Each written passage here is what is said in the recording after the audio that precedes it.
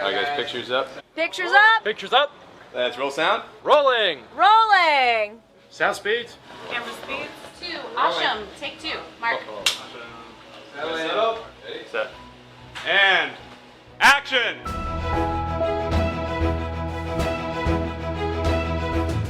Welcome to the Penn Cinema Podcast, your behind-the-curtain connection for movie news and reviews.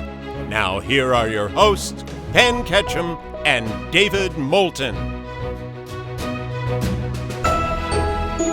Welcome to the show. I'm David Moulton. And I'm Penn Ketchum. What's up? I swear to God, I almost said take care and party on. Oh my gosh. It would have been the shortest You would have been show. like, get me out of here. Right. Like, I'm running so late, I have to leave. Right. Right. Yeah. Well, we're just fresh back from Quarryville, Yeah. where we attended the directorial debut of one Kalo. Yeah. Kalo directed a bunch of 6-year-olds, 6 to 10 with one 11-year-old in the such and such production of Welcome to the Jungle. It was stunning. How long till she starts producing as well? Any second. And then also acting? Yeah, any second now. This is a Kalo joint. Yeah, absolutely. She's like the new Elizabeth Banks. Right. right.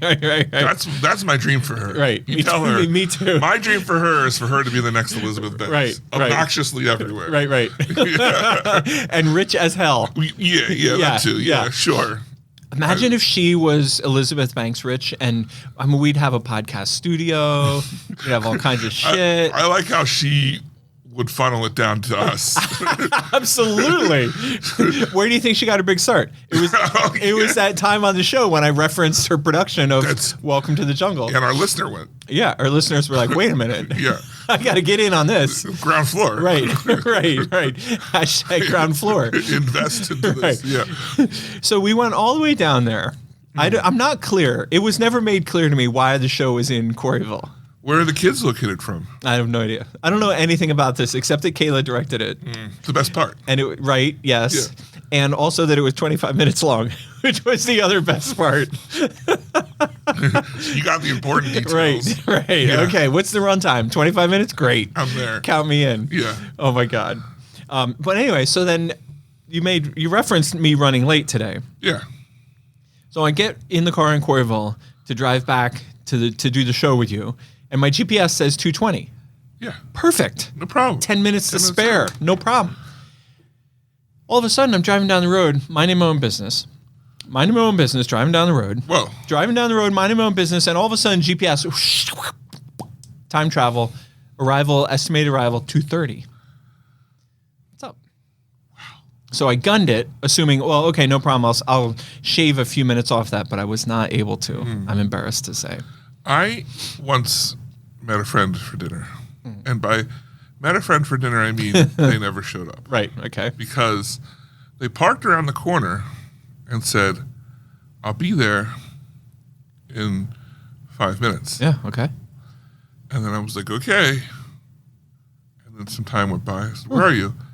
And they said, it still says, like, it's gone up and how much time it's going to take me to get there. I'm like, you were just around the corner. Like, yeah, I know. We'll be there in a second. Some more time goes by. Where are you? It says, the GPS says. Oh, my God. I'm on the right street. This is the person who drives into a lake. Yeah.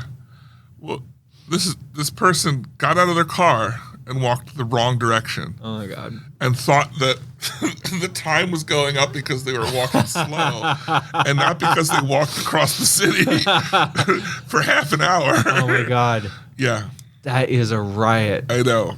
Yeah. I was like, how did you not? Are you still friends? Is this a person who might be listening to the show, or can we speak candidly? We can speak candidly. I mean, still friends with them, but they don't listen to the show. Yeah, okay. Yeah. Is this person about as smart as a bag of hammers? They have the hair color of the sun on a summer day. I love it. Beautiful. How's that work for Yeah, you? that works. Yeah.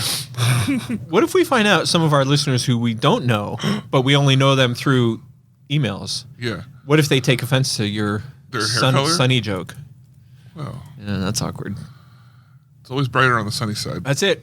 You know? All right, David, you ready to get into this? I'm super ready. Let's get in. The first headline. Yeah. I was so excited when I worked this out. I immediately thought of you. Oh, boy. What's your number one picture of 2023? Spider-Man Across the Spider-Verse. Absolutely. Are you just Or saying into the Spider-Verse. are you just saying that, or are you Across, yeah. across? Yeah. Are you going to pick that? Because in a few short weeks, in about 4 weeks, we're going to be doing a best of 23 show. Yeah. And I'm probably going to put Oppenheimer at the top of my list. Right. It's fine. And you're putting Spider-Man at the yeah. top of your? Okay. Yeah. I don't know. I feel like there were some other ones. I feel like I had a best movie of the year that I'm forgetting. You know what I mean? Like, I feel like there's going to be... I'm going to review the list. Yeah, what we watched. It's not going to be Napoleon. Because I'm just saying I love Napoleon, as reported last week. But to me, that's not Best Picture. Right. Okay. So There's been some good ones. yeah, I mean, Barbie and Oppenheimer at the top of the list. But I feel like there was some small, like a movie I watched in a theater one or something like that, that I'm not remembering. And certainly Spider-Man's right up there. Yeah. That'll be at the top of my list. Anyway, the reason why I bring it up is because I recently found out that Sony is going to be re-releasing Spider-Man Across the Universe in January in IMAX. Whoa. They're calling it their Oscar run. Really? Yeah, they want to make a hard push to repeat and get Best Animated Film. Nice. Yeah. Nice. Yeah, so that'd be great. Cool. Are you familiar with the band Queen? Freddie Mercury? Yeah. Oh, love them. Well, they had a famous concert in 1981. Where was it? It was in Montreal. Quebec? Quebec? I think the Canadians call it Quebec. Quebec. Quebec? Yeah. Now, as we all know, But since you and I are not Canadian, we'll Right. just call it Quebec. Quebec. But as we all know, I was born in 82. Holla. And I don't want to say my God. it's a coincidence Stop that it. this concert happened Stop it. just enough time. Are you having fun with me? Anything's possible. Oh my God. Right? We're going to have to get Shady Lady on the phone. Was Queen the reason for the season? Right, could be. So we owe all of this. Yeah. All this up in here is because 1981 Queen had a concert in Quebec. Yeah. Yeah. Yep. Yeah. Well, anyway. And there was a starry-eyed young lady there and a starry-eyed young man. Yeah. And then yada, yada, yada. Yada, yada, yada. Here we are with David Moulton. The problem with Shady Lady. Yeah. And I know she's listening, so I say this, completely aware. She will call in or email in with too many details. You know what I mean? like any other parent would glance at the question or, sort of kick it off or, have some sort of comical, quick, funny thing. I feel like Shady Lady could give us more detail than we asked for. Sorry, it happened on this day. Right. And here's where we were. Here's how it happened. And, I don't need to know. I don't want to know any of that. So funny story. Right. Right. In my early 20s, I was engaged. Yes. I did not get married. Right. But I chose to propose to this girl in a park that Beautiful. was like a park that was important to her, that we like to go to together. Very nice. And I proposed to her in the park, and then I later learned we were about 20 feet from where she was conceived. Oh, see, I don't want to know that. Well, neither did I, Penn. But I found it out. Right. So, yeah, I think there's nobody in the world that I want to know the conception story. There's 0 people. 0 people. Yeah. Wow. Yeah. All right. Oh, so Queen. Oh. Right. I was drawing a breath. Where were we? I was drawing a breath to move on to the next news item, but we never finished. We never got to why we were. Let's not.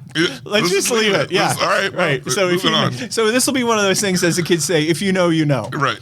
But you clearly don't. So Google Queen 1981 Montreal concert / David Moulton. / David Moulton. Conception. Yeah. See what comes up. Yeah. And if nobody does that, we'll review this next week. Actually, we'll probably review it in January. Yeah. Okay. Do you know Robert Eggers? If I say to you, do you know the movie director Robert Eggers? No. Yeah, me neither. I'm really glad that you don't know that because I felt like I should know, but I didn't. So anyway, he is a director that's working with Focus Features, and I wanted to. This is like not big news, but it's kind of interesting news because you and I have frequently mentioned how much we like and trust Focus Features. Yeah. To deliver good, steady. You know, this is a studio that's never going to give you the Avengers. It's never going to give you Barbie, but consistently you can trust when I get a call from my guy Alec about a movie that Focus is coming out, I just always say yes. Right. You know, I'm in. They are so this is an interesting story, I thought. It's also funny they refer to this movie as highly anticipated horror film. So the director I've never heard of and the horror film I've never heard of, and yet it's being reported as a highly anticipated. Well, it's pretty. I mean, you may not know this, but you're highly anticipated. I'm highly anticipated as well. Back in 1981. Right. Oh my God. Okay, so the movie is called Nosferatu. Nosferatu? Yeah. You know that? Nosferatu. You're familiar Dracula. with? Oh, gotcha. Yeah. Tell me a little bit about that. So it's a Dracula movie. Yeah, Nosferatu is like when you think Dracula, you probably think Red Cape, Christopher Lee. Fangs. Right. But like more human-y. I think chocolate cereal, but yeah, go ahead. But Nosferatu is the Dracula with like the longer fingernails and Gotcha. the more like alien bat-like face. Yeah. Yeah. Okay. So I guess they're making a Dracula movie, and it's opening next year. Probably what, like October? Like early, like mid-October. Yeah. Something. That would be like perfect. August. Yeah, something like that. Yeah. Or even like late September leading up to the Halloween. No. You're way off. What? This movie is opening on Christmas Day. This year? 2024. Next year on Christmas Day. It's written and directed by Robert Eggers. The film's cast features Nicholas Hoult, Lily Rose Depp, who I'm excited to see. I like her. Aaron Taylor Johnson, not to be confused with Anya Taylor-Joy. Right. Emma Corrin, Ralph Ineson, Simon McMurray, Willem Dafoe, his brother Willem Dafoe, and Bill Skarsgård as Count Orlok. Nosferatu is a gothic tale of obsession between a haunted young woman and the terrifying vampire who is infatuated with her. And my question to you and our dear listeners is, how do we feel about a legit horror movie on Christmas Day? Well, Mariah Carey said, all I want for Christmas is you. Yeah. I have some recent examples I'd like to throw out for this discussion. It's a Wonderful Knife. Oh. Remember we watched that trailer? Yeah. Yeah, that was recently released. It's a horror movie Christmas theme, and it completely flopped. Really? Yes. I wanted to see it. And we're currently playing Silent Night, which is it's not a horror movie, but it's an R-rated, like revenge, action, bloody, almost a horror movie. That's Nosferatu. Gotcha. Yep. Yeah. And Silent Night is currently in the position of bombing, like hardcore.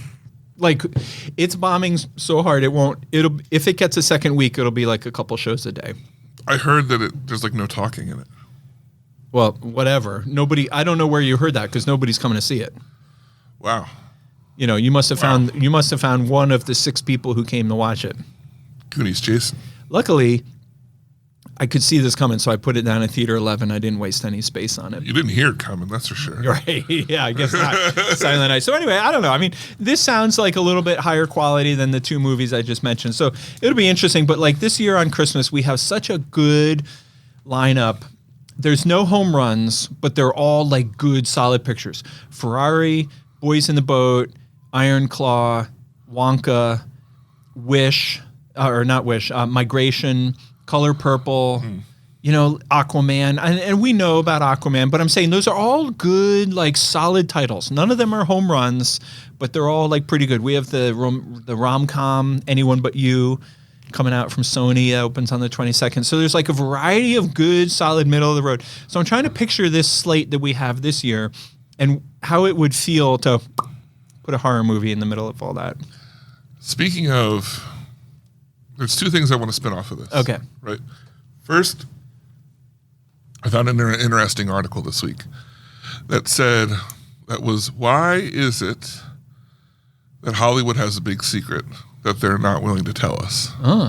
They're afraid to tell us. What's the secret? Are you going to reveal that? Yeah. The secret is how many movies that you just listed are musicals that are not advertised. Yes. That nowhere Yes. in any of the marketing have they implied or advertised that Mean Girls, Charlie and the Chocolate, or Wonka, Color Purple, and I think there's another one. Aquaman. But all of them say an imaginative rethinking or never before look at. Yeah. But they don't say Musical. And it's like the question is, how are they banking on people seeing these movies and not realizing they're musicals and then subsequently loving them? Or are they afraid to say that they're musicals and people won't come to see them? Like, what's the deal? Yeah, I'm completely stumped by that because I feel like a lot of musicals have done well. You know what I mean? It's not an albatross. Yeah. I mean, Right. yeah. So that is interesting. Okay, and the second thing I want to spin off of this is holiday-themed movies. How good did Thanksgiving do? The movie. Terrible. But good enough to deserve a sequel because apparently it's been greenlit. I mean, here's the thing. Does it deserve it? Yeah. Does it? Yeah, you know why? Because whoever's paying for it is the one who gets to decide whether or not it deserves it. Okay. So yeah, if you're paying for it and you're not creating a sequel for shits and giggles, you know what I mean? Like there's somebody's getting something out of it. Right. You know, somebody's getting paid, somebody's investing money that needs to be invested, somebody's satisfying a contract that needs to be satisfied. Like there's 1,000 different reasons that go into people greenlighting a sequel. Does it deserve it artistically or financially? I don't know, maybe. They were banking on this movie being huge. Really? Pop culture wise. Oh, gotcha. Because everywhere you go, if you go to the like pop culture section, Yeah. like Target or whatever, Yeah. you're gonna see figures Yeah. of the bad guy, just like right next to Jason Yeah. and Freddy and all that stuff. Yeah. Like they were banking on him being iconic. Yeah. Maybe it takes a little while for it to seep into the zeitgeist. I don't know. Maybe. Yeah. Zeitgeist. Zeitgeist. Zeitgeist. That's Yeah. German, right? Mm-hmm. And what does that mean? Well, it's similar to Maestro. Ah, Yeah. so It's orchestral. it's problematic. Yeah. Real quick, before we get into the Zeitgeist Maestro Yeah. conversation, I wanted to say something about Thanksgiving, and I don't remember what it was. Oh, it was good too. Damn, Probably the best. it was gonna be funny. I'm you got me. Yeah, Yes, that was good. So I wrote it down, Yeah. you know, and showed it to yeah. David, and it was Yeah, funny as hell. It's too bad it's the moment's passed. Right. We can't share it on the show. Right? No, Yeah, no, because it won't be funny a second time. That'd be weird. Right. It won't be funny. Now that we've talked about it and everything. Oh my god. Shoot. Okay. Zeitgeist is an interesting word, much like maestro. Yeah. Therefore, I have a problem with both of those words. But let's just bust down maestro. Okay. We've covered on this show plenty my full-throated support for Netflix. Right? Yeah. I've been on a soapbox about streaming in general, but I have also, first of all, can we just review, been proven right about that soapbox. Oh yeah. Validated, Yeah. stamped, approved, done, he's right. Second of all, Many times. learned to play nicely with Netflix. Oh. Right? No, don't Yeah. actually. Yeah, Yeah. absolutely. I play nice with 100%. Netflix, and I love showing their movies. The first time we ever broke the mold was when we agreed to play The Irishman, Right. which was a huge success for us. And we've been fortunate to play other titles with them, which have been successful for us. We're always happy to do that. Right. The best is when they release it in a theater for a couple weeks, and then even what was that? I forget what movie it was, but they released it in a theater for like 2 weeks and then took it off, and then released it on Netflix a week later. Glass Onion did that? Yeah. That's exactly what it was. Yeah, and that was a gold mine for us. It was successful for the movie. It was successful for Netflix because they got it. They got the hype around the theatrical release. help to the subscriptions, on Netflix. So I don't have an ongoing problem with Netflix, but I do have a problem with the current situation with Maestro. Uh-oh. My problem is this. What's your problem with Penn? Here's my problem. I'm going to tell you my problem because, a problem shared is a problem halved. So ladies and gentlemen, I'd like to introduce one of our oldest segments. Yeah. What's your problem With Penn. with Penn? Now, David likes to believe that this is an opportunity to express your displeasures with Penn. Yeah. But that's not, see, it's an aptly placed comma. What? Right. It's not a moment to list. It's like the Tonight Show with Jay Leno. Right. It's not a moment to list the many character defects. Oh, well. All right, well, I guess I'm not going to need those notes.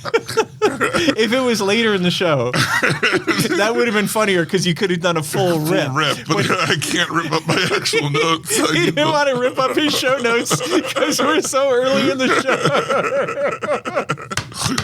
David, where's your commitment to the comedy? You're right. Commitment should have been right here. That's. You're going to be so lost later. You're going to regret that so bad. You want a minute to reprint? All right. Here's my problem With Penn. Right. My problem is this: Netflix is doing the cliche. They're doing the thing that is the cliche infraction of streaming services, which they are literally releasing Maestro in like 4 or maybe 5 theaters around the country to qualify it for the Oscars, but they're not giving it to any like regular movie theaters. It's like Mann's Chinese Theater out in LA, right? Some fancy schmancy theater in New York. And I just don't get it. So I wrote my friend, who I know and I like, and we are friends. I wrote my friend at Netflix, and I was like, I see that you're releasing Maestro in 4 locations around the country. What's the thought process? Because I don't want to go off half-cocked and just be pissed off, and miss the bigger picture. Because sometimes you get on a rant and rave because you're caught up in how it affects you, but you miss the bigger picture of things. So I wanted to try to educate myself and open my eyes. Hey, Lori, what's the deal? She never replied. No reply. No comment. No, not even hey, I don't know, man. Any kind of any solidarity or, just totally ghosted me. What? So therefore, I am proclaiming today that I am officially, henceforth and evermore, anti-Maestro. Wow. Yeah, don't ask me come Oscar season my opinion on the movie because I will not have seen it. And I will probably make some snide remark about how it's crazy that, a TV show won Best Picture. How could it be we never had it here? I saw a freaking New York Times article naming Oppenheimer and Maestro as the 2 front runners for Best Picture. What? Is that the biggest bunch of bullshit you ever heard in your life? Why wouldn't they I don't understand why they don't just, what do they have to lose? The opportunity to make a shit ton of money. Right. What's the problem? And what does that tell me about Bradley Cooper? Oh, man. It doesn't make me like him. It makes me put him on a list with Adam Sandler. Oh, no. And Tom Hanks. Oh, no. And all the other TV stars. All of them. All of them. You ever been on TV? Yeah. You're done to me. George Clooney. Yeah. He was on ER. ER, right? He was. Yeah. This is how you do it. You start out as a young, poor actor. You get your lucky break by being on TV. Mm-hmm. And then if you're successful on TV enough, you get a lucky break to become a movie star. And then you become a movie star. Right. But you don't be a movie star and then start making TV shows again. You're going backwards, buddies. So listen, Bradley Cooper, you're dead to me. Adam Sandler, dead. Whoa. Tom Hanks, dead. Whoa. All of them. Martin Scorsese. No. We like Martin Scorsese. Oh, okay. All right. Hey. What was that? I mean, what was the one that we just had with him this year? Killers of the Flower Moon. That's an Apple TV, Apple Plus movie that, was in theaters? Still is, right? Still is, and was theatrically fully supported by Paramount. Apple TV spent a ton of money to make this movie, and then because they wanted to make a ton of money, they released it theatrically. Yeah, why not? All right, you following me? Is my problem clearly with you? Have I articulated the issue? I think you've definitely tickled the issue. Tickled it. I was wondering if you're going to pick on that. All right, one more piece here. Yeah, Spinal Tap. Wait, I can't read my notes. Which Well, I wonder why. are we still in the Are we news? still in the news section? Spinal Tap, a movie that's been seen by people. Stop it. I love, Definitely a movie. I love Spinal Tap. Yeah, I do like Spinal Tap. It goes up to 11. Right. That's the only thing I know about the movie. Yes. Anyway, they're looking at making a sequel series set to film in February. Wait, a sequel series? Sequel show. Sequel. So, Yeah. movie. Yeah. According to Rob Reiner, who I think is the director. He's great. I mean, don't we like him? Well, did he do all of the ones that were like that? Like Best of Show? Well, I think I'm pretty sure he did Sleepless in Seattle. No. that was Ang Lee. Yeah. Yeah. So, anyway, that's all the news fit to print. Oh, that was a good one. Whoa, that was a good one. was a- I did like a march thing and then landed. I was half tempted to start while you had Yeah. your phone out for a second there. Oh, no. You can't get one past me. You're never going to sneak one past me. You're never going to catch me asleep at the wheel. That's for sure. Speaking of you being asleep at the wheel, Yeah. I know. Wait, what? I know how it is at the Ketchum house. Yes. Do you now? Yeah. Good, because I've been looking for someone to explain it to me, because I do not. It's wholesome. Right. And you got these two lovely daughters, Right. and you and your lovely wife. Saints, you four all saints love each under other. one roof. It's all peaches and cream. Yep, and, you bet. And I can't get enough That's right. of family. That's right. Family. Yep. It's basically a Fast and Furious It's movie. it's the Brady Bunch. Right. Yeah. And I know that you guys do puzzles. Oh yes, we do. And you sit them out, Mm-hmm. and they're always like puzzles of beautiful places or like, fancy things, Iconic movie right? characters. And it's always incredibly like heart touching or groundbreaking. Or What's the famous temple, or not temple, the cathedral with the ceiling? Sistine Chapel? The Sistine Chapel. We did the Right. Sistine Chapel over COVID. It was beautiful. It was so beautiful. We framed it. Whoa. Yeah, it's hanging on the wall. Whoa. Well, speaking of framing puzzles, I have a puzzle here for you and your family to put together. Oh my God. I thought it's the holiday Yes. season. Yes. And I want them to put together something wholesome. And here's a puzzle. You want to describe that for the people? Oh my God. I don't think I can. Okay, I'm holding in my hands a puzzle, and the picture, I'll just read you some of the things and then I'll tell you the catch. Yeah. There's a taco. Yeah. There's a donut. There's a coffee pot. There's a pineapple. There's a bowl of Lucky Charms. No, Fruit Loops, I mean. Yeah. There's a roll of toilet paper. You gotta like that carafe though. There's a carafe. Yep. Yeah. There's a beaker, like from a science. There's a pencil. Yeah. There's a plant. There's a watermelon. There's a basketball. There's Chinese Bunch of eggs. Bunch of eggs. So listen, what do these things all have in common? That's you wouldn't think. It'd be hard to find a theme. Yeah. But somehow the artist here, Brian Cook. Brian Cook, went above and beyond Oh my God. to connect all So these talented. items. So Yeah. talented. Every item that I just named, including some that I didn't, like, for example, the cactus or the s'mores, every single one of them was drawn with butts, like a pair of butt cheeks on each item. On each item. So the name of the puzzle is Butts on Things. Yeah. So like I'm an artist and I draw an object that Right. does not a human object that would have butt cheeks. No. But like a noun, and I draw butt cheeks onto them. You were like, you know what, Right. I've drawn this really great picture, but with just a few curves, Right. I can thus add bucheekses. Bucheekses onto the dice from Dungeons and Dragons, the slice of pizza, the Pickle. oh my God, I can't wait. This is going to go right next to the Sistine Chapel. I mean, it's a Christmassy type thing. It's a Christmas miracle, is what it is. Yeah, it's definitely a Christmas miracle. Yeah. Yeah. Well, I'm going to be hard pressed to match that, but I do want to warn you. Oh no. Now you are known. Me. Yes, you are known by everybody who has had the good fortune to know you, Right. as being a great gift giver. I love it. You are, right? You know that I about think yourself. I've been told. Yes, you have a It's reputation. shocked. David But yeah. has a reputation for being a great gift giver. Now, here's where I come in on the scale of gift giving. I am also a great gift giver, Yeah. but I'm not at David's level because my problem is inconsistency. Oh. So one year I might give you the coolest birthday present you've ever gotten. And then the next year I might forget it. Or I mean, forget your birthday completely. Yeah. One year, you don't get anything from me from Christmas. Maybe get a Christmas card. Right. Maybe get a text on Christmas morning, Merry Christmas. And then the next year you get some amazing gift that's like awesome, right? So I say this. Only because I already bought you a Christmas gift. Oh boy. I had the idea this summer. What? Yeah. I had the idea this summer. I was so excited about it. Okay. I did not order it until just a couple days ago.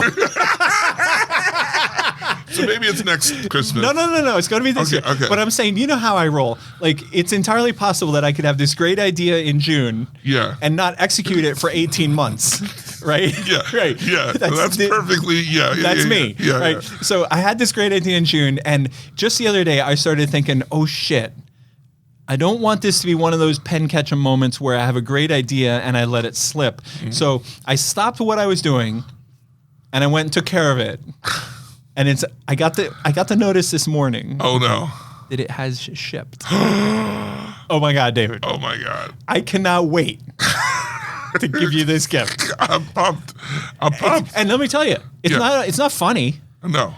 It's not like all business. It's not like toilet paper with your picture on it. Again, right? You can only do that 3 or 4 years in a row. Yeah, it stops being funny. You constantly like, "What's up, shitface?" Yeah. The 5th year that I gave you that toilet paper, you didn't laugh quite as hard. I was like, again? Oh, that's really funny, Pen. Yeah, that's great. Thanks. So anyway, you got a case of these? Right.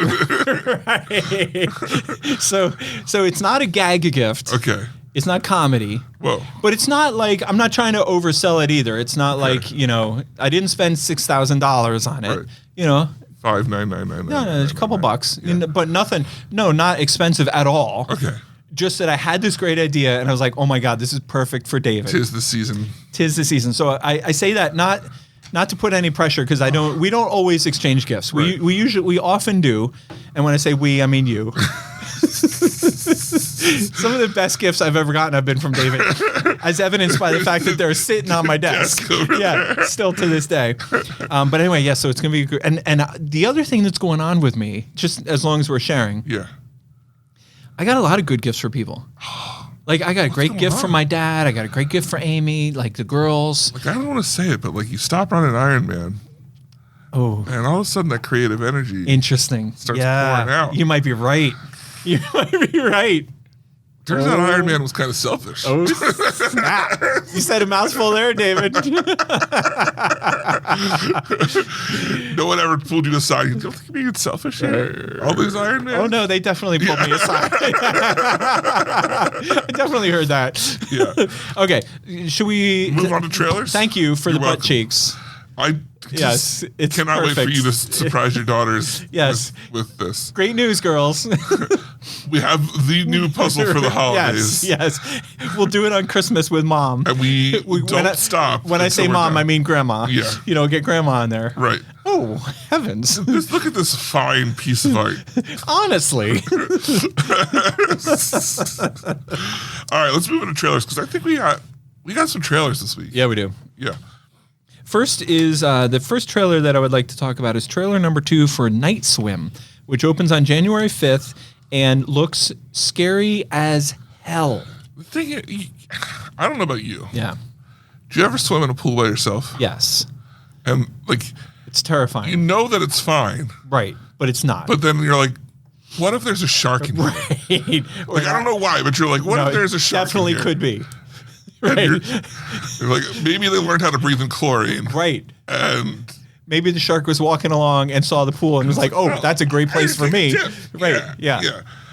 I definitely have been there, especially if you're swimming in a pool and they're like, well, you're young. We're just going to, you're only going to stay in the shallow end, so we're just only half uncover it. Right. Anything is under that cover. Oh, my God. On the other side. I would not get in that pool. I've been there. I would not get in that pool.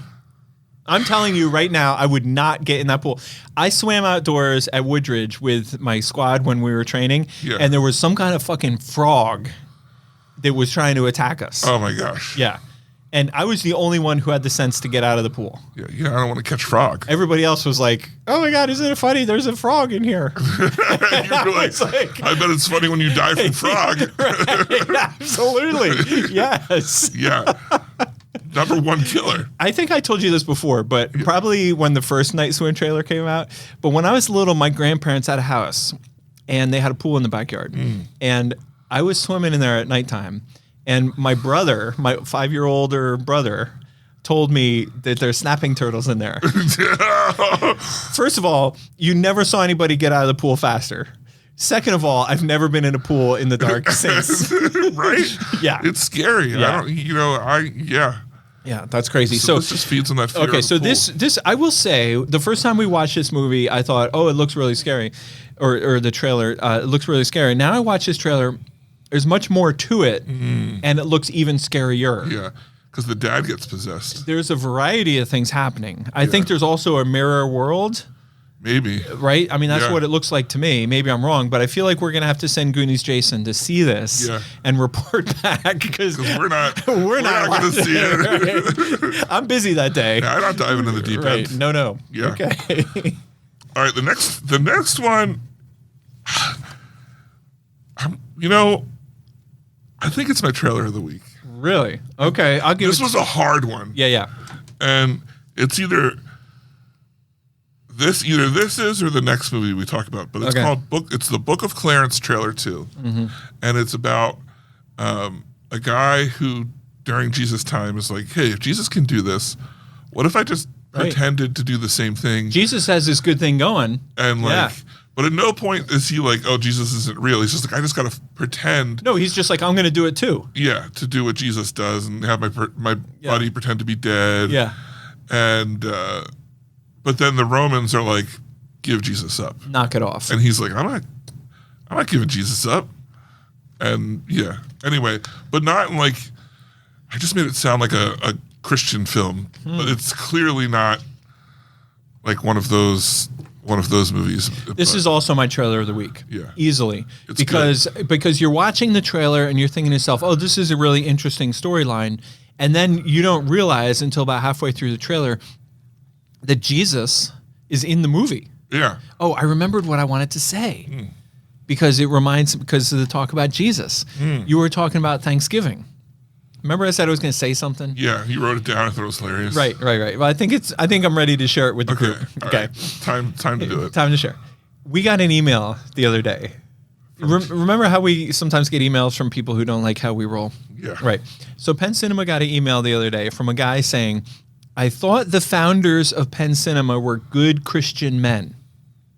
Which, that statement alone, there's so many problems with that statement. You know what I mean? Like, all right. But he goes on to say, I can't believe they're allowing a movie like Thanksgiving to be played in their movie theater. The original Pilgrims were good, upstanding men, and this movie appears to me to be blasphemous. So we have been accused yet again of blasphemy out here on Airport Road. Yeah. Did this guy know the movie The Nun? Or any of its sequels?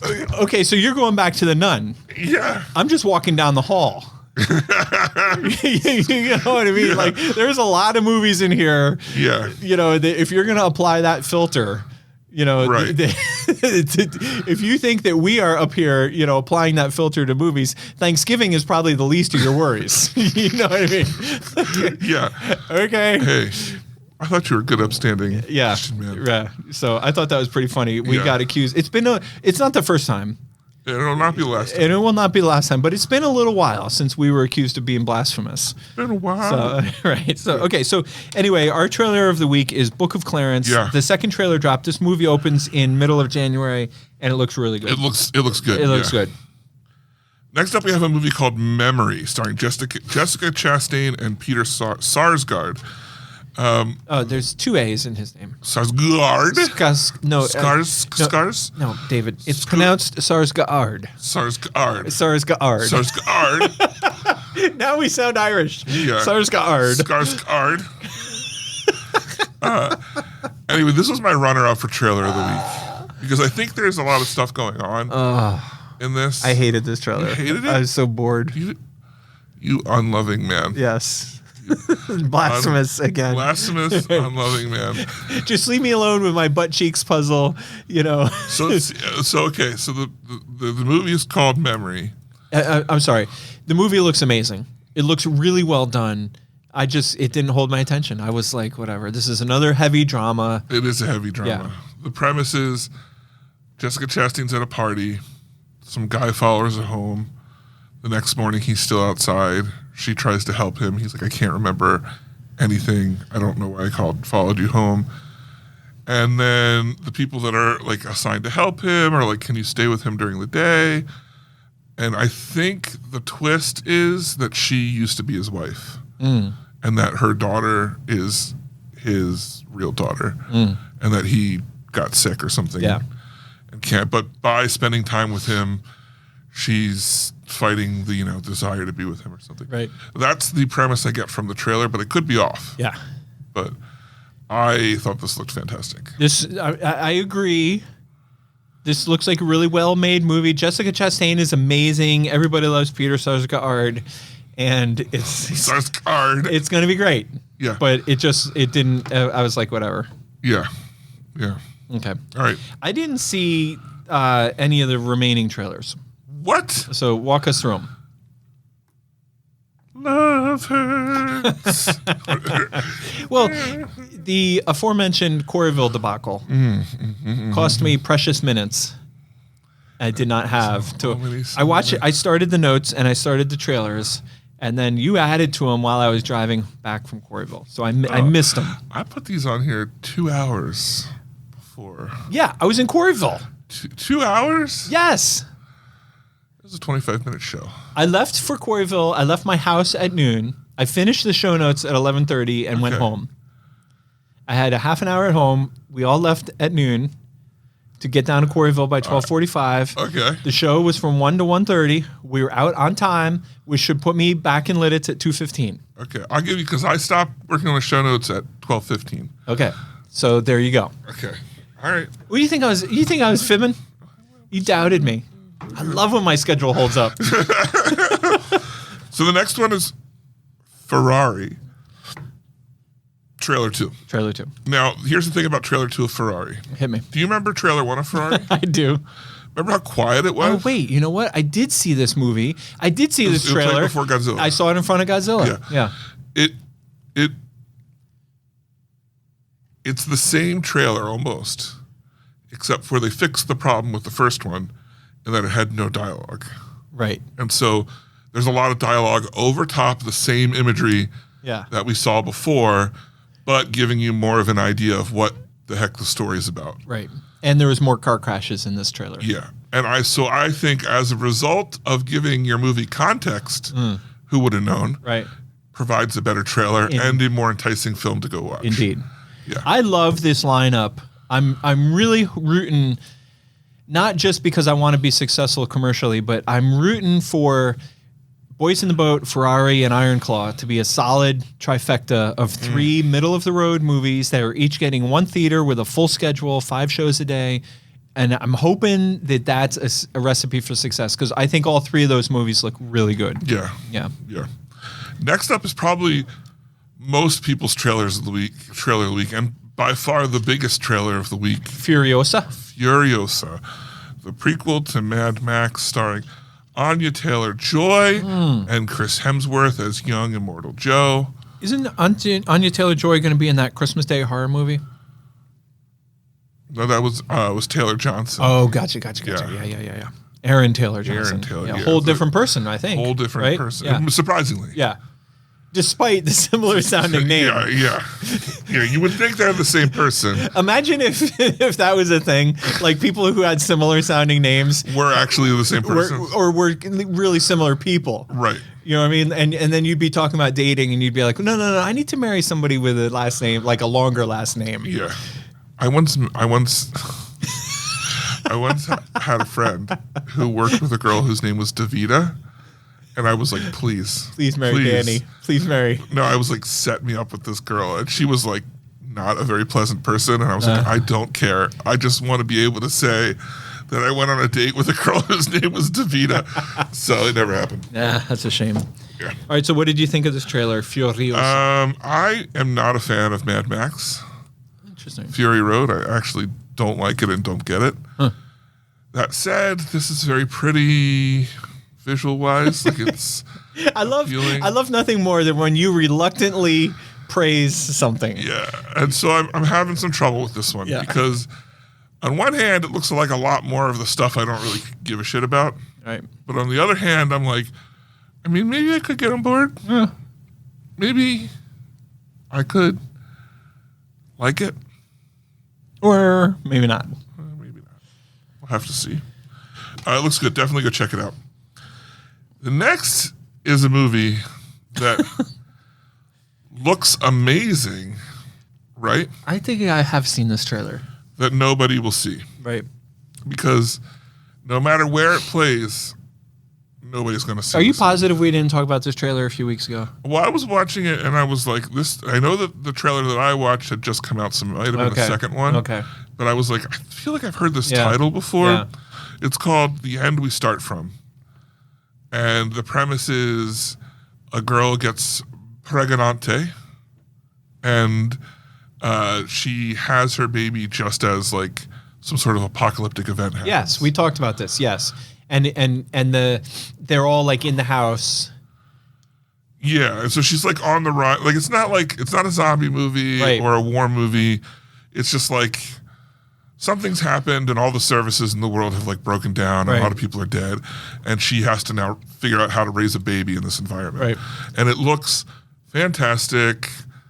I can't remember the name of the lady who's headlining it, but she's great. But nobody's going to see this movie. Okay. Yeah.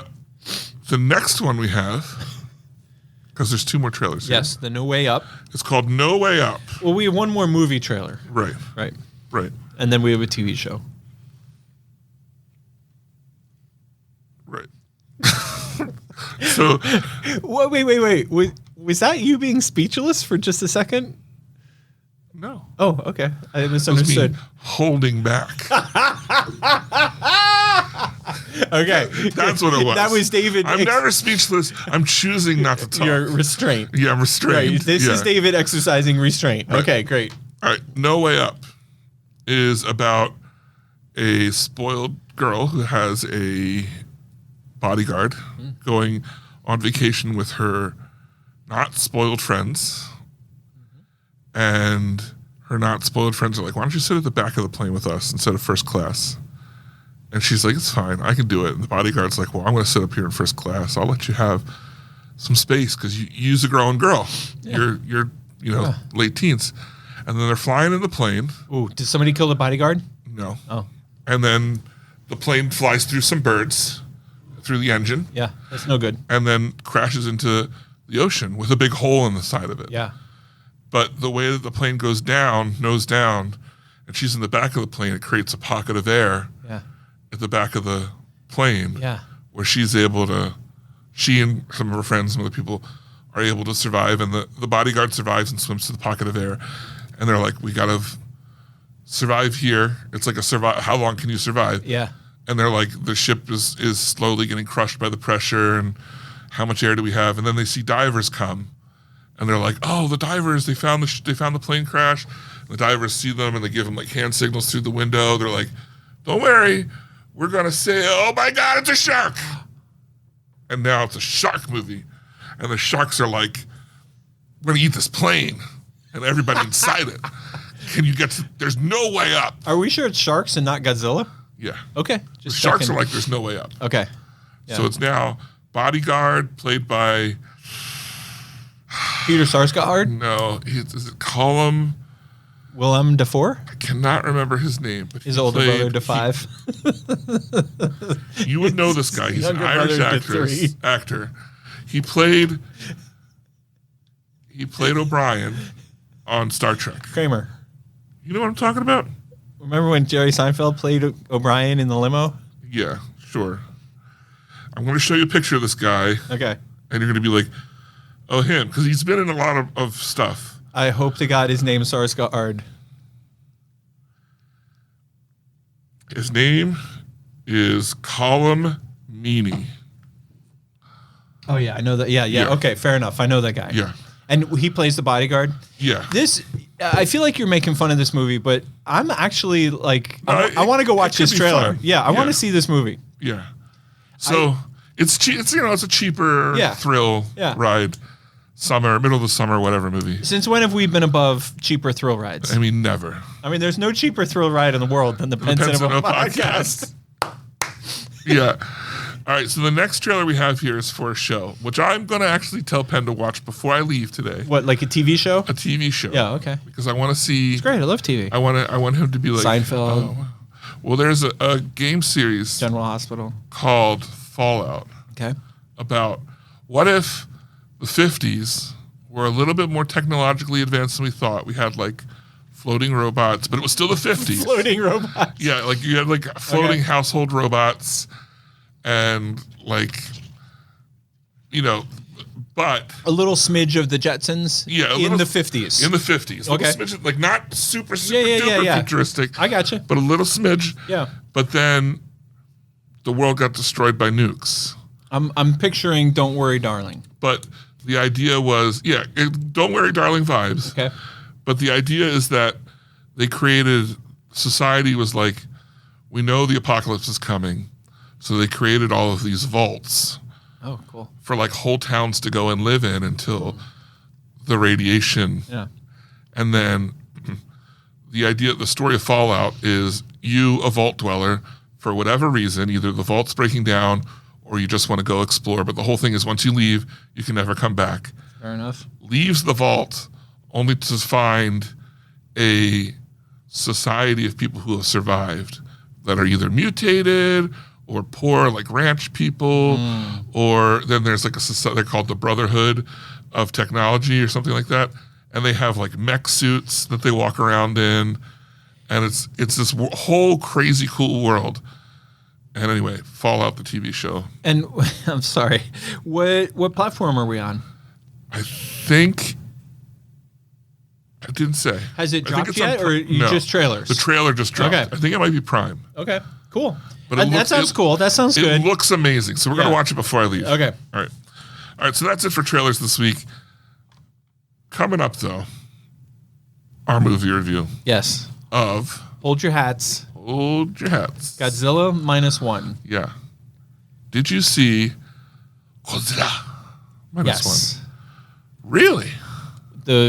My favorite part, because I know you're always quizzing me. Yeah. My favorite part was when the monkey comes out of the jungle and scares all the soldiers. George of the Jungle. That's it. Yeah. You're right. He's got the yellow hat. Yeah. You know, Wow. the one American that was mixed up in the Japanese camp had the big yellow hat. Right. He's in a suit. He had a Right. yellow suit. Right. And he was He's like, it's my friends. George. Right. He was friends with the monkey. Yeah.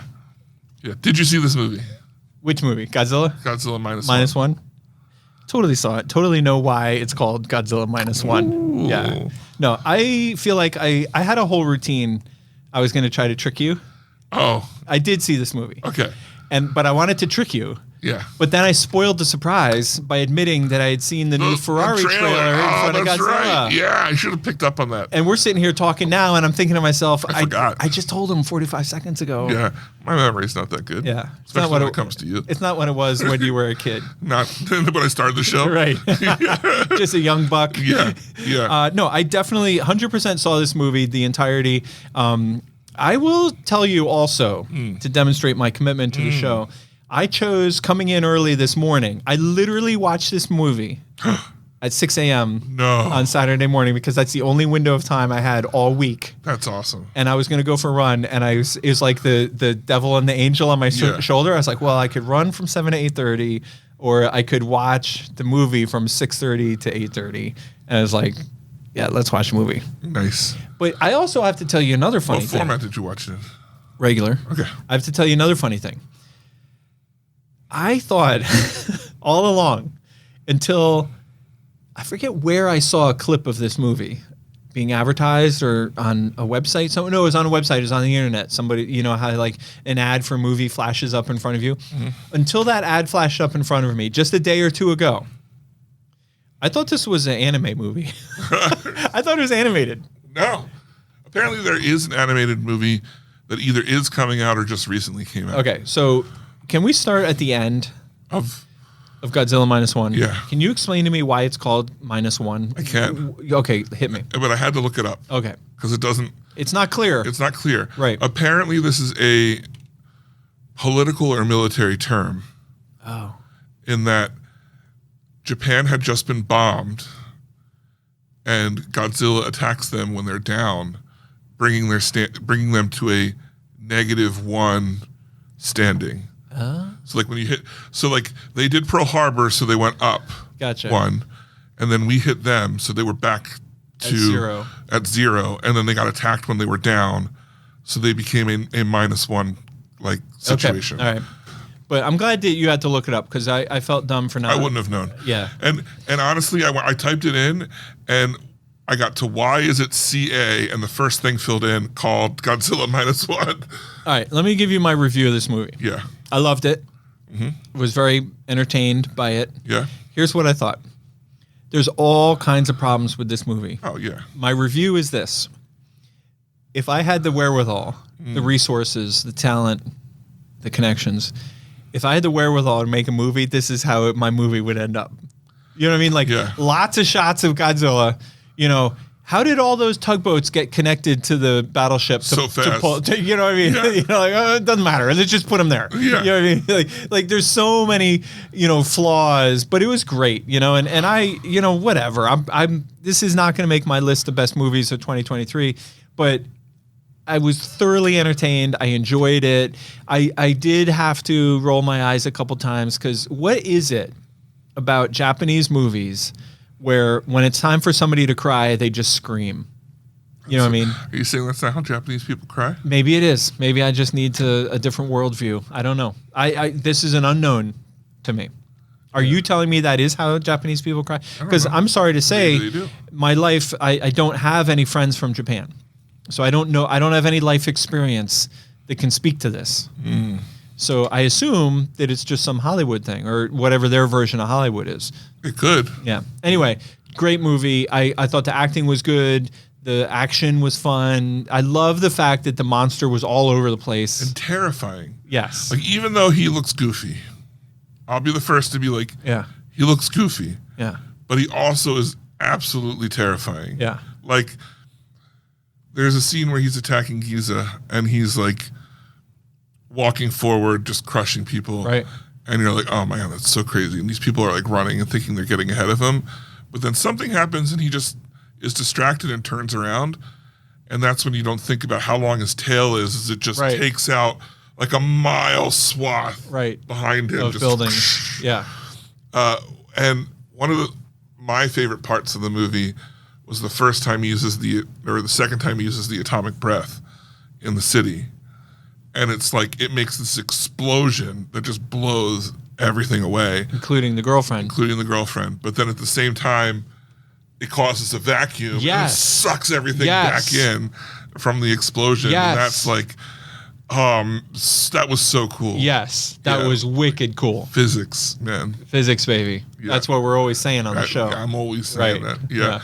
I loved this movie. I would say, like you, it's not best movie of the year, but it is most surprising movie of the year. Yeah. Yeah. Like going into it, I thought, oh, this would be fine. Yeah. Like whatever. But I was like, it was over. And I'm like, oh my God, that was so amazing. Yeah.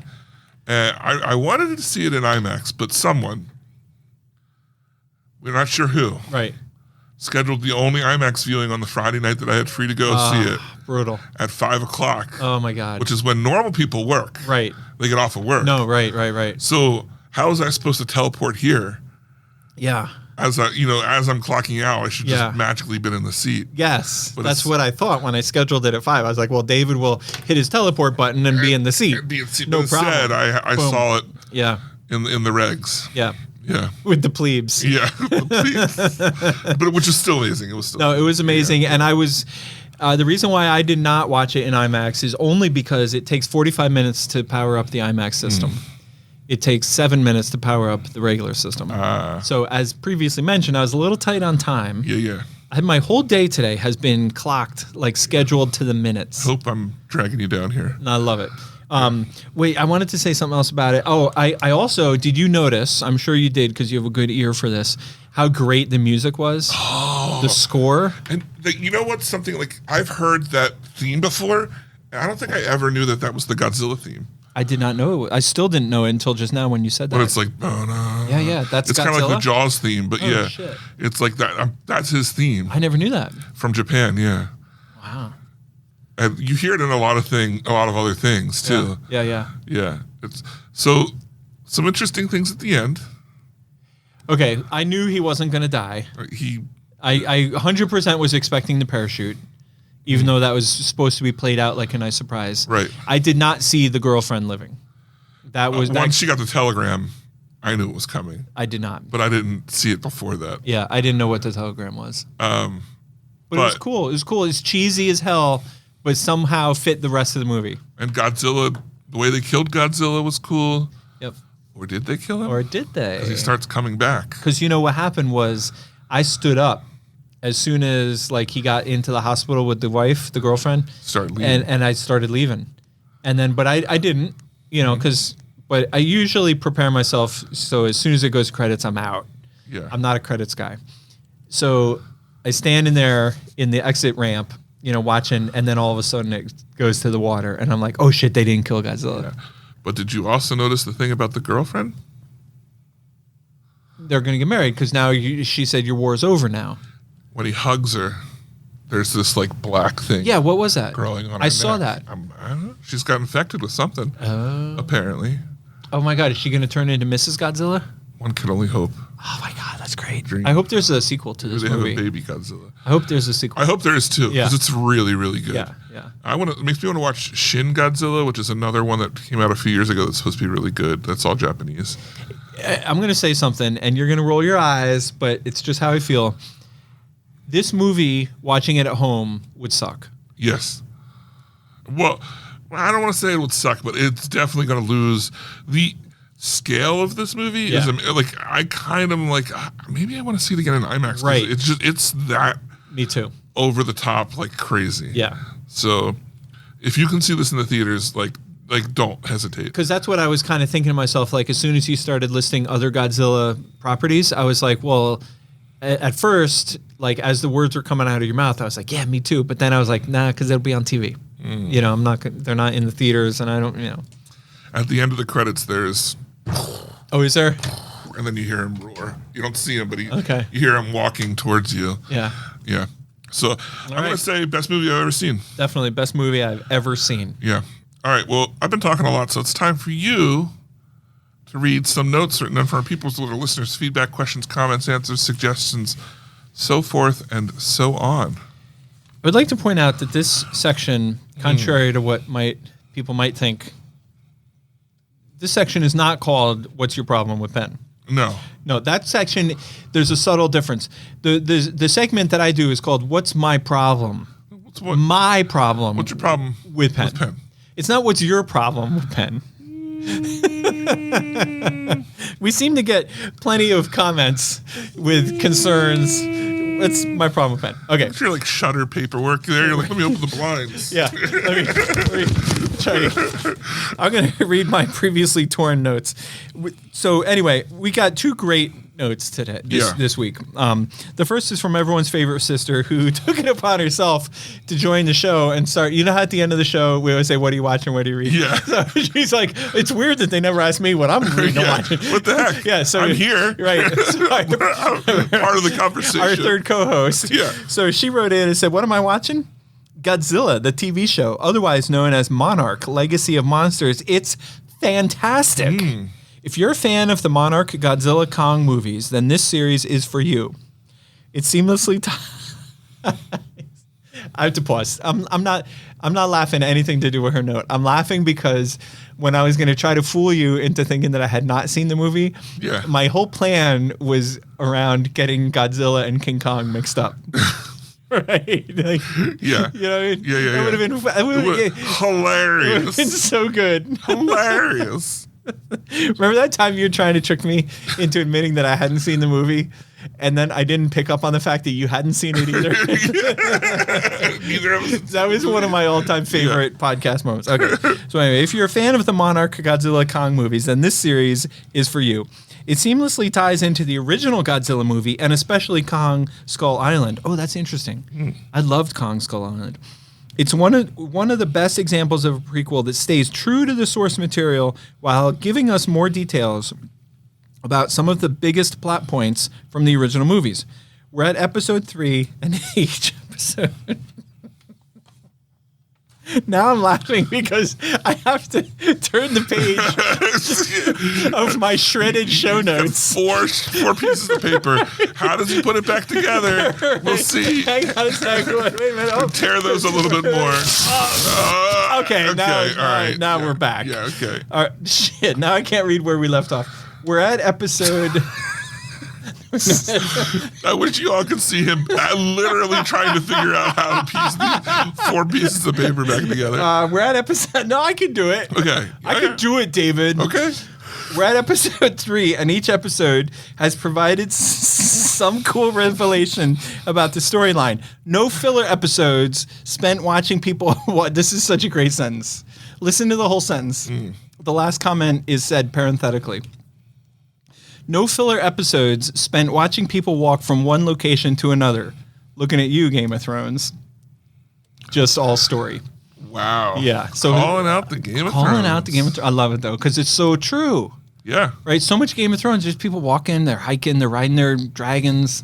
What do you do with your life? Right. Right? Right. What are you doing with your life? You walking, you hiking? Right. You No. killing dragons? No, none of the above. Yeah. No, but this is exciting. Thank you, Jen, for sharing that because I loved Skong. I loved Kong Skull Island. That's the only one I haven't seen. Really? Oddly. I don't know. I just missed it. Oh, that's weird. What platform? Probably on Netflix. I've seen ads for this, so I know that it's on something that I have. Oh, it's on Apple, which is why I haven't watched it. Okay. I'm going to watch it. Next one comes in from Nick Landis Plain already. This was great. He says, so I have a hypothesis. Wait, is that an established nickname or did you just come up with that? I kind of just came up with it, and it's I love it. It's in the show notes. This is the best. I think this is one of the best ones we've had in a while. Nick Landis Plain already. Landis Plain already. Yeah. So I have a hypothesis on why Linnets did well Thanksgiving weekend compared to other theaters in the region. Old people. First off, you mentioned how Napoleon outperformed Hunger Games, which is considering the demographic of those two movies, makes sense since Lancaster's population skews older. Secondly, I went and saw The Holdovers on Veterans Day, and the theater was full of old people. I'm sure I was the only person under the age of 40 in that showing, and that movie killed. Every time Paul Giamatti threatened to physically beat one of his students, the audience erupted in laughter. I don't know if the 55-plus ticket sales support my hypothesis, but it makes sense to me. P.S. The best pumpkin pie in Lancaster County is Lancaster Pie and Coffee on Prince Street. Remember earlier in the show when I was saying how I was talking about your gift? Yeah. And I was saying how frequently I have great ideas and I don't execute. Yeah. When first of all, thank you, Mr. Landis Plain already for writing in because this was a great note. Yeah. And I think your hypothesis is probably spot on. Right. The only thing I would add to it is that we do exceptionally well with families. So the advent of Trolls and Wish really helped, so I would say it's a 1-2 punch. It's doing well with families plus his theory about older folks. But so I read this email and I loved the fact that he even commented on the pumpkin pie conversation. For those of you who didn't listen last week, we had a conversation about how Penn Cinema in Lidditz was the number 3 ranked theater in all of Eastern Pennsylvania and Delaware. And we were speculating as to why, we outperformed, a lot of our competitors. And then unrelated to that, we were also discussing how good the pumpkin pie at Costco is. And so Landis Plain already wrote in and said the best pumpkin pie in Lancaster County is at Lancaster Pie and Coffee on Prince Street. And when I read that, I thought to myself, I'm definitely going to get some pumpkin pie and bring it to the show. Please do. Like, how great would that have been if I just... I would have been like, what? Ended the show with us eating the pumpkin. That would have been the best. Funny story. I don't think I told this last week because it had only been a week old. Right. something happened. We'll just Doesn't matter put what. the blame on Chris Hall Productions. Yeah, but it could be anybody. But it could probably him. Could have been anybody. Right. But when it came time for work to have a birthday cake, somehow my name wasn't on it with all the other November birthdays. Oh, that's weird. It was weird. No, that's odd. Oh, probably they were bringing you your own cake. Well, I mean, that's the only conclusion I could come to. I think someone maybe like Chris Hall Productions thought I was going to get upset about it. Right, could be anybody. But I was pretty chill. I was like, whatever, I don't really care. Because I still get to eat cake, even my name's not on it. Yeah, yeah. But then we all know her and love her. Our girl, Fruit Salad Naomi. My God. Right? She's like, this is bullshit. Why do we call her Fruit Salad Naomi? She made that fruit salad. And she put the little things that said, listen to the Penn Cinema podcast in it. Oh, I remembered. I was just trying to get you to comment on it. Yeah. Oh, my gosh. She makes the best fruit salad. And one time I was like, I could get you a machine to cut the fruit as tiny as you have it. She's like, no. That's the part I like to do. I like to cut it so God tiny. bless her. Anyway, so she was like, this is bullshit. Yeah. I'm going to make David a cake just for him with his name on it. Yeah. And she did. Yeah. But she hit the moms up. She said, David's mom, what kind of cake does he like? AKA Shady Lady. And the shady lady was like, not the cakes that I make. And then Naomi came to me and she said, I asked your mom what kind of cake you like. And she gave me a paragraph of the cakes you don't like. She's like, Right. So now I know. Right. So anyway, she made a pumpkin cake cheesecake blend. And it was amazing. Amazing. That But I'm sounds just saying, delicious. Yeah. I'm hungry for pie. Yeah. All right, David, what have you been doing? What are you watching? What are you reading? What are you up to? Okay, I've been reading To Sleep in a Sea of Stars by Christopher Paolini. He's the guy who wrote the Aragon books. This is his sci-fi series. Yeah, you mentioned you started it last week, yeah, right? and it's still really good. I would super recommend if you like Aragon that you pick this up. I like his writing a lot. I've been watching Stargate Atlantis, and I got a new board game called Tiny Epic Dungeons. And I thought, this is a tiny little game. It'll be easy and fun to pull out whenever. Cute, yeah. It is easy and it's fun. You can pull it out wherever and take it wherever. Right. But it's way more complex than I thought. So it's definitely going to be one of those things where you choose the audience of which you expose them to. Take carefully. What are you doing? Two things. First of all, I watched Mike. How do you say his last name? Mike Birbiglia. Yeah. Stand-up comic. David was recommending a lot of his previous work, but I'm just being newly introduced to this guy. He has a special on Netflix called Old Man in the Pool. Yeah. And I would say that if you are 40 or above, you will appreciate the humor. Nice. This guy is freaking hilarious. Amy and I are also, we were binge watching the Beckham documentary. Okay. Yeah. So good. I don't know if you have any kind of passing interest in David Beckham or sports in general. This was amazing. I found it gripping. I couldn't stop watching it. Nice. Cool. Well, that brings us to the end of the show. Next week, we're going to watch The Boy and the Heron. And Wait, are we going to watch it subtitled or dubbed? I would say just go dubbed. Make it easy on yourself. Yeah. There's probably more shows of the dubbed, right? No, they're pretty evenly split. Okay. We'll see it however you want to see it. Okay, yeah. Okay. Because I'll say Howl's Moving Castle is my favorite one. And I've seen it more dubbed than anything else, but the subbed version I just love more. Yeah. But I never watch it that way. Well, I talked to a couple hardcore Ghibli fans who were like, hey, this thing, you watch it subtitled. That's the proper way to do it. Yeah. And then you come back a second time to watch it dubbed. With all the actors that you know. Right. Yeah. I would say if you have the time, that's definitely a way to do it. But you and I, we only have so many minutes. so many minutes. No. But I'm really excited for this. Yeah. It's The Boy and the Heron. It's a Studio Ghibli movie, Hayao Miyazaki film. Easy for you to say. Yeah. But if you want to get in touch with us and let us know what you thought of this or anything else, best way to do that is podcast@penncinema.com. That's our new email, podcast@penncinema.com. If you want to support the show, Penn, what is the number one way to do that? I got a special message this week. This week? Yeah, this is just for the parents. Okay. People who are parents on the show. Right. The best way that you can support the show is, when you have that special moment with your kid and they're like, Mommy, what concert was I born at? where was I born? Why was I born? Yeah. How does all that work? Yeah. And there comes a special time in your life when it's time to tell the story. Right. And what a lot of people are doing, because they don't want to give away the intimate detail secrets, what a lot of people are doing now is what they're doing is they're saying, well, it all started. Your father and I were listening to the Penn Cinema podcast. One thing led to another. Bada bing, bada boom. Next thing you know, you were born. 9 months later. Right. So it's an easy way to get through an awkward conversation. Right. So that's what you can do to support the show, because then for the rest of their life, the kid is going to tell their origin story and be like, well, Mr. President, it's important that we get to know your background. And he or she is going to be like, well, it all started when my mom and dad were listening to the Penn Cinema podcast. You're going to be like, what episode? He's like, Right. You'll have to figure it out. Right. You have to count backwards. Yeah. Yeah, exactly. Wow, that's amazing. Well, say you're not married. Right. And you don't have kids. Right. In that or case, out of marriage. you just tell your friends. Yeah. All of your friends. All of your friends. Yes, Yeah. both of them. All right. Well, once again, for the Penn Cinema Podcast, I'm David Moulton. And I'm Penn Ketchum. Take care and party on. Thanks for joining us this episode. Our hosts would love to hear from you. To contact the show with your thoughts and reviews, email podcast@penncinema.com.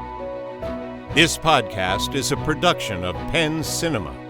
Escape to the movies at Penn Cinema, featuring crisp digital projection, killer sound, reserved seating, and premium power recliners. With locations in Lancaster, Pennsylvania, Wilmington, Delaware, and Huntington Valley, Pennsylvania. Showtimes and tickets available at www.penncinema.com.